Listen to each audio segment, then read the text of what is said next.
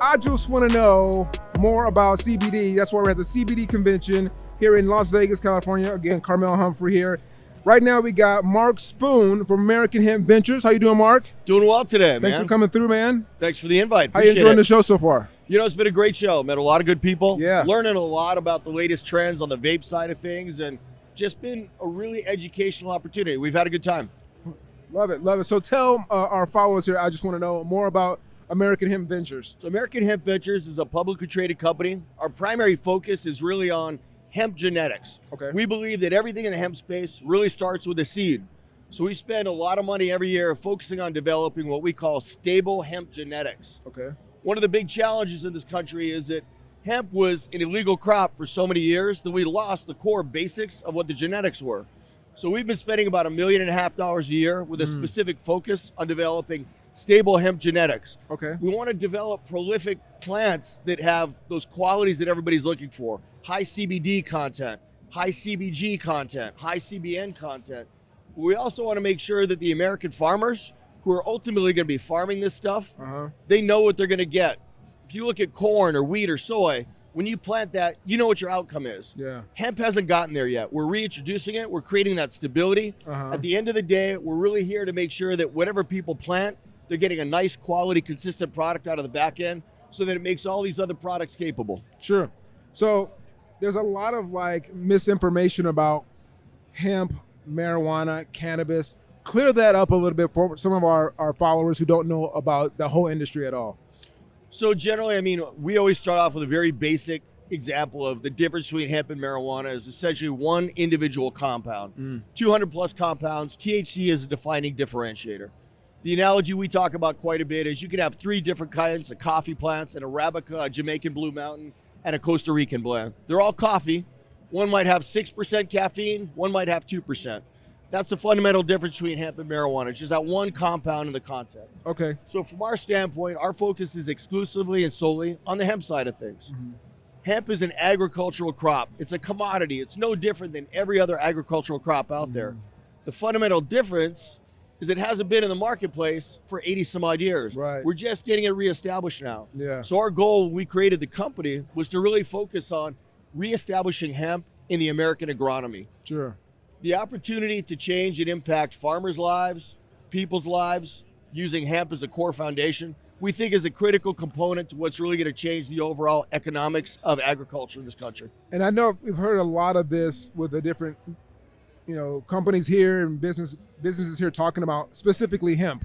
Right. Is that it was a commodity back in the day. It 100 was. years ago, hemp was nothing different than, wheat and anything else that we use on a regular basis. Exactly. So now that it's coming back to the market again, like, why did it leave? Like, do you have any idea, or if you can share with our listeners and our watchers and followers, why did hemp kind of just completely disappear off the radar?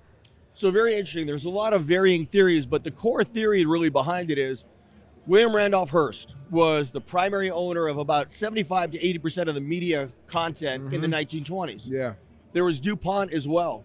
Hemp was a directly competitive crop to wood pulp and also to petroleum. The original diesel engines were designed to run off of hemp seed oil. Ralph Diesel created the original diesel engine to run off of hemp seed oil. When you start looking at the proliferation and discovery and growth of petroleum, hemp was a directly competitive crop to that. So William Randolph Hearst was a somewhat evil guy. What he did is he really proliferated this idea of reefer madness. So what he started doing is he started taking all these local stories about people getting high and committing crimes, and he started elevating that as people are smoking marijuana and they're committing crimes. Well, the reality of the situation was he had a massive stock of wood pulp in this country. Hemp was a directly competitive crop to that on the paper side. Okay. So it was in his best interest to see hemp go away so he could proliferate his own holdings in the hemp or in the wood pulp space. Sure. And because he was one of the largest consumers in the country of paper, because of the media that he had, all newspapers back then, it worked out really well. So in December 1937, through some finagling through the Senate and the Congress, they were able to get the Marijuana Act passed, and it made it illegal in this country. So that was really the foundation for why it went away. So we talk about the idea of we're really here to untie the lie. The reality of it is that hemp and marijuana are fundamentally different. This is an agricultural crop that can legitimately change agronomies. We want to get it back to where it used to be. We want to pick up where we left off in the 20s. Wow. See, and that's the kind of stuff that upsets me, man. Like, to know that this has been around this long, and then how not only sustainable it is, how easy it is to use, to grow, how it affects our atmosphere and our ecosystem, and to know it's gone, essentially because of money. Essentially because, you know, some greedy people, the lack of a better phrase or term, decided, let's, you know, get some propaganda out there, get people scared, and force some legislation to get rid of it.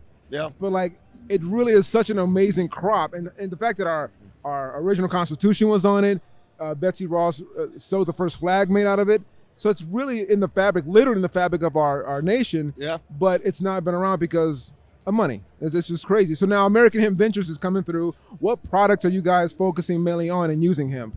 So really, we're focused on verticalization. And what I mean by that is, if you really think about the overall supply chain, on the one side, you have genetics that create the seed. Mm-hmm. That seed then gets grown, it gets harvested. That seed then gets, after it's been harvested, it gets dried and processed, which creates distillate and isolate that goes in all the products that we see here. Mm-hmm.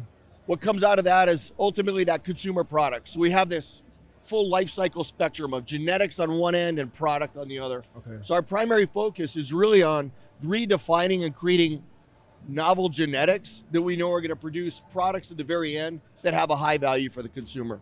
Okay. So we spend about $1.5 million a year focusing specifically on developing stable seed genetics so that when you plant something, you know what you get as an outcome, as a byproduct.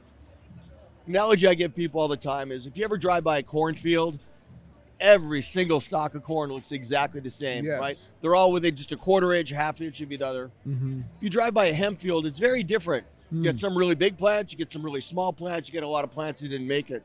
From a farmer's standpoint, if I plant something, I want to know what my outcome is going to be. Right. Hemp hasn't quite progressed there yet. So what we're trying to do is we're trying to get it back into line with what every other agricultural crop is. So that's our primary focus. Okay. So with that, I know a lot of crops and a lot of, there's a lot of talk about GMO. A lot of, you know, whether it's corn or carrots or, you know, bananas looking exactly the same. Is that a possibility for him down the road? Do we see genetically modified hemp, or is it like something that's not possible with hemp? It's absolutely possible, and you know, there's a few companies out there right now that have actually genetically modified hemp. They've genetically engineered hemp. Organic, what's it called? So Oregon CBD has a line of very prolific hemp, but they've used a technology called CRISPR that allows them to go into the actual genome of the plant, and they can turn on and off various characteristics of that plant. They're essentially genetically engineering that plant to be something that it didn't naturally occur. So we have some slightly different definitions in this country about genetic engineering versus genetic modification. Okay. But CRISPR is one of the technologies. So if you look at the traditional marketplaces in agriculture, Monsanto and the major players, they've done a lot of that. Our goal and focus is really on creating an all-natural, naturally occurring, naturally evolving hemp plant so that we can take advantage of that full spectrum of everything that's in there without modifying it unnaturally. So I often hear the term full spectrum and broad spectrum. Are they different? And what does those terms mean? You know, that's one of the challenges I'd say in the industry right now. People talk about these various terms and there's not a lot of consistency. So I think there's a bit of interpretation open to each of those.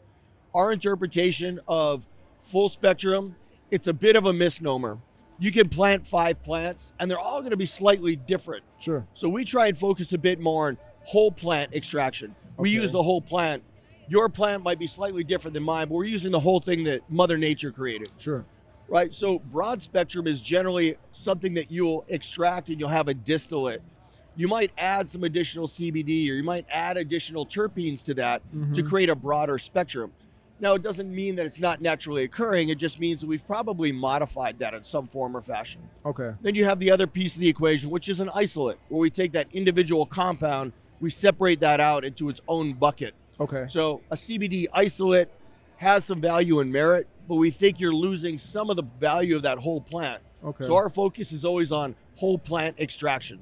So in a nutshell, is like American Hemp Ventures, basically you guys are growing and creating hemp to then be passed on to other distributors who then make something else out of that that crop or that product that you present to them? So here's our view of the market, is that right now there's a lot of verticalization. So a lot of these guys here might be farming hemp as well. Yeah. That's a verticalization. What I think is going to happen is over time is that farmers will farm hemp just like they do corn and wheat and soy. Manufacturers won't farm hemp any longer. You're going to allow people to specialize in areas they're really good at. Farmers are great at farming. Sure. Right? So from our standpoint, our primary audience is to find farmers and seed distributors that want to grow hemp and want to plant hemp. Okay. So we've actually created a footprint that allows us, we've got nearly 2 million square feet of greenhouses. We're going to produce about 1.5 billion seeds this year. Okay. And the goal is to work specifically directly with farmers to help them re-energize their family farms and their farming operations. Okay. I do see that in a lot of the booths I've gone to, a lot of these guys are like A to Z, the whole thing. Right. And I'm like, man, that's a hell of a lot of work, man. So like, I imagine eventually there'll be some normalization and I'm like, okay, I do this, you do that, and then I do this versus the whole thing. You know, it's interesting. If you look at most industries, right? Think about General Mills. They make a lot of cereal, right? Yeah. General Mills doesn't do any farming, right? They don't have their own farm fields, right? They don't have their own corn fields.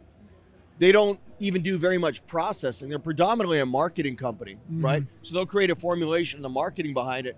Many times they'll go to a third-party manufacturer. They'll use someone else for their packaging. They'll go to a commodities market to buy the corn. Right. Hemp eventually will end up being the same as every other market. Sure. These guys aren't going to be verticalized because it's virtually impossible to be really, really good at every one of those things. Right. So I think what we'll end up seeing is we'll start seeing a horizontal split. Farmers will continue to farm hemp just like they do other commodities. You'll see extraction companies that do, let's say, flaxseed oil. They're going to start doing hemp extraction. Sure. You're going to see companies that are doing packaging that'll start adding hemp and hemp products to their packaging. So I think over the course of time, as we normalize and we create efficiencies, that's our belief is where the trend is ultimately going to go. I see that. And in terms of marketing and branding, I almost feel like someone's going to come up with a term that denotes hemp or CBD is in this product without literally saying that. Because I was talking to someone the other day about like alcohol. Like, no one calls vodka potato water. You know, no one, you don't really call it what it is. Vodka's a cool name. Gin's a cool name. Like, I almost feel like once there's a cool name for this, I think a lot of the stigma and like the fear behind it's going to go away. So I'm just kind of waiting. Like, do you understand what I'm saying? Like, no, it makes perfect sense, right? Everybody's got alcohol, but vodka and bourbon and gin. Yeah, no, I get what you're saying. Yeah. You know, I think it's a novel idea. I think it's something that does make sense. And ultimately, at the end of the day, I think the American consumer will ultimately drive where that goes. Yeah. It's all going to come down to marketing and what the 100%. American consumers kind of glom onto and end up spending their dollars for. Yeah, 100%. Man, this has been super informative, Mark, man. So what's next for you? What else you got going on other than American Ventures? We've got a bunch of other shows coming up. We're going to be doing back-to-back probably over the next 90 days. Our focus is really shifting a bit away from hemp and kind of industry focus, and we're focusing quite a bit on working with the American Farm Bureau. Okay. We're working with a lot of traditional farming and agricultural companies. So we're working with large seed companies that are looking for new hemp suppliers. We're working with John Deere to help them modify several of their planting pieces of equipment so people can start planting hemp. So we're really trying to turn the ship slightly and focus on agriculture as much as possible. Awesome, man. Thank you for being on, man. Appreciate you, Mark. It was such a pleasure, man. I can't thank you enough for thinking of us. Oh, man, my pleasure, man. All right, man. All right, guys, check out American Hemp Ventures, Mark Spoone. I just want to know, we'll be back. Thank you.